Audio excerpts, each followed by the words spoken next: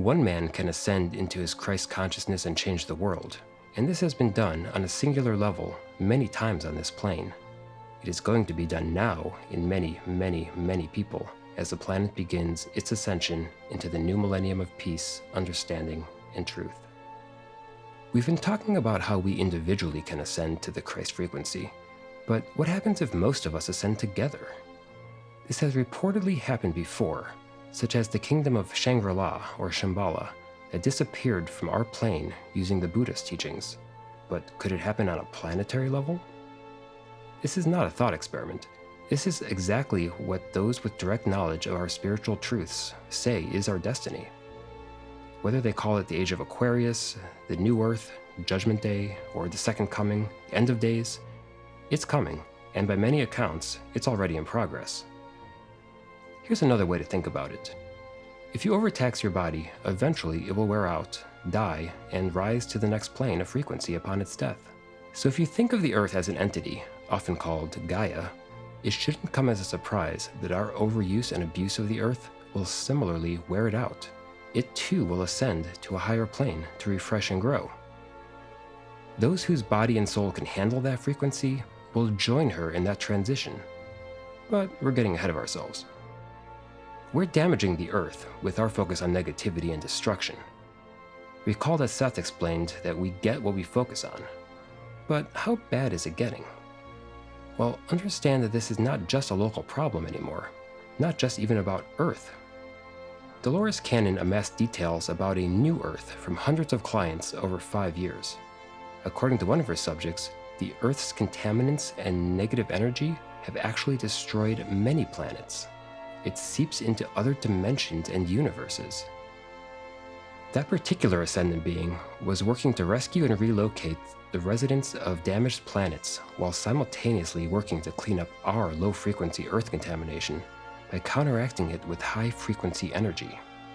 His original homeworld was a crystal-based planet that dissolved as a result of our contaminants. He said they don't blame us. They know ours is a planet of lessons that exists for an important purpose. It's just that our playtime in the sandbox is disrupting the other kids, so we need to get out and move on now. So what to do about it? As we discussed, free will is the rule of our schoolhouse on Earth. However, the situation here is now bad enough that the spiritual governing council for our universe decided it must act. It has two choices. Option 1 would be to wipe us humans out and start over. This would not be the first time either. The preferred approach is to let the Earth's crust slip over the core, which causes earthquakes, massive floods, and ice ages. Remember, we're still digging up tropical species from Siberian permafrost and finding them frozen without starving first, as this shift happens rapidly. Sometimes they even give select people advance warning. Ask them to build arks to help speed the repopulation. That fresh start approach was also reportedly done to Atlantis when their technology got ahead of their ethics, but that's another story for a different day. This time the council decided on option 2, that is to enlist a confederation of light workers and ascendant beings to help our entire planet to raise frequency and ascend to a higher density plane. We talked earlier about the density levels. Recall that the third density includes us beings with the seeds of self-awareness and free will, and that fourth is sort of a buffer, quasi-physical reality. But the fifth density is the first that's completely ethereal. In that model, the shift we're talking about is raising the Earth from level 3 to the level 5 range. And we're not alone in this effort. A federation of entities under the guidance of a governing council of the upper astrals has been working to ensure this transition for millennia. We talked about ascendant beings that are nurturing the Earth with soul energy, raising it, preparing it for ascension. At some point, it will reach an inflection point. It will then pop, so to speak, and the new Earth will separate over a short time, months or years at most. But recall that densities apply to beings, not places. The people who will cross to the new Earth need to raise their vibrations and thus their body's ability to hold that higher energy. In addition to the powerful higher beings who are helping raise the vibrations of the Earth from other dimensions, there are also these so-called waves of volunteers, or light workers, and keepers of the energy grid. These beings, on the scale of millions of people, are helping us, monitoring us, tuning us. These are souls who are currently incarnating humans, maybe even you. They may be here to teach particular skills or qualities to other humans. One subject who spoke to Canon learned that she is here to remind other healers who they are and remind them what their energies are so that they can do their work. She had exceptional abilities even as a baby, since she needed to incarnate with memory of her abilities to be effective. These human volunteers are often consciously unaware of their assignments. They may do their work while sleeping or simply by being on Earth. The presence of these high-frequency individuals plug into the global etheric energy grid. Others are simply waiting and will understand their role in the new Earth when it comes about, when the veil of amnesia is lifted. Recent branchings have led to an increased separation between those who will ascend and those who will not be ready. Perhaps the divergence of social media communities and the growing political polarization are signs of this schism. But then, so is the growing intolerance for oppression that was acceptable just a few short decades ago. This is exemplified by legalizing gay marriage, Black Lives Matter, the Arab Spring, the Me Too movement, for example. Other beings are raising the energy of babies and expectant mothers. They're modifying DNA and atoms themselves to handle high-frequency energy. Some of these babies are new light workers, here to usher in the new Earth. Others are simply meant to attain a higher frequency than our previous DNA could support. But what will the transition be like? I cannot overstate the impact of this shift. Some who have a preview describe a period of chaos in the physical Earth as the social, governmental, and economic structures crumble, natural disasters strike, and leaders, both political and religious, grasp to retain fear-based power. Higher frequency beings that we've never seen before, including ETs and interdimensional beings, will start to appear to us. Health issues will increase as energy blockages become more debilitating. There will be more pandemics too.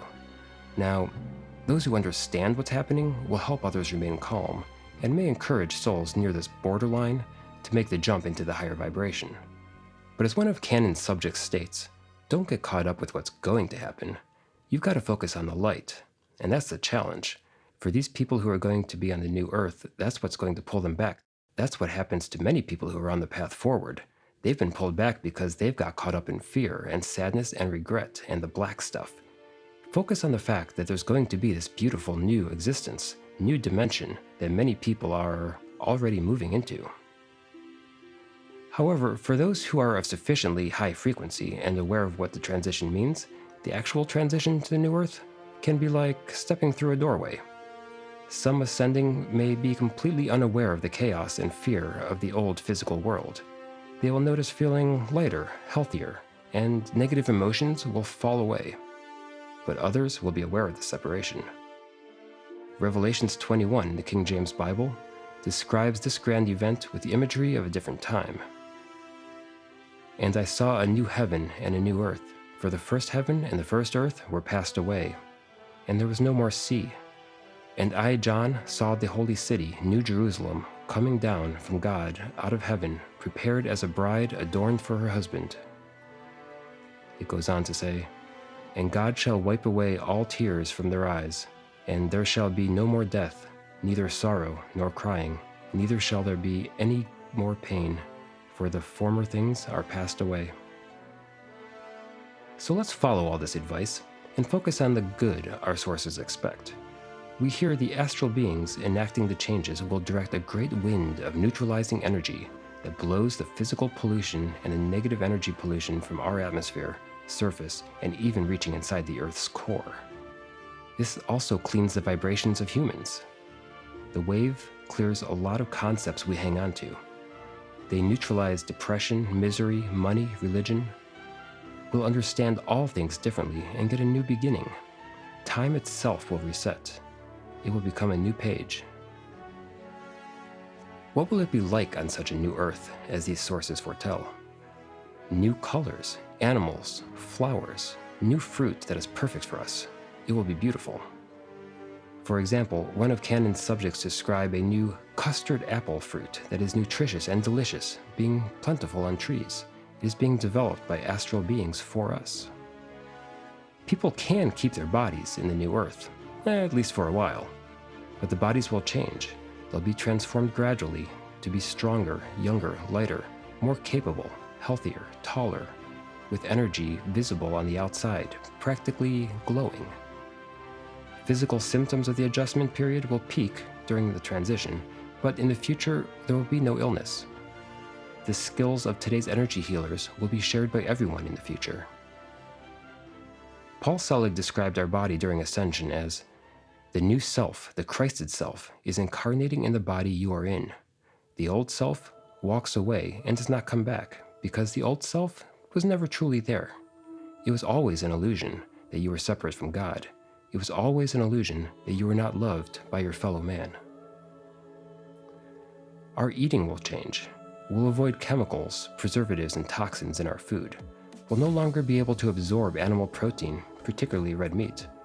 We'll avoid fried food in large meals. Their lower vibration will not mesh with our lighter, faster bodies. We'll consume more liquid nutrients, which takes less energy to process. You can see these trends of organics, vegan juices, and meat substitutes taking off in just the last couple decades as part of this transition. Then eventually, there will be a subsequent shift.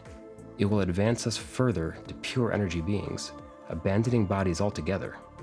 At that time, we'll only use light for our sustenance, as other etheric beings do. We won't age or even die at that point. But what happens to those left behind? Their souls will remain on a path to eventually attain perfection and return to God, but incarnating on the earth will no longer be permitted to work off karma. Their path may continue on a different planet, an appropriate schoolhouse for their needs. They may even return to the new earth in the future when they reach the fifth density too. As one of Canon's subjects describe it, everyone will be given the opportunity. Whether they can hold that vibration or not is up to them individually. There will be no judgment made on them.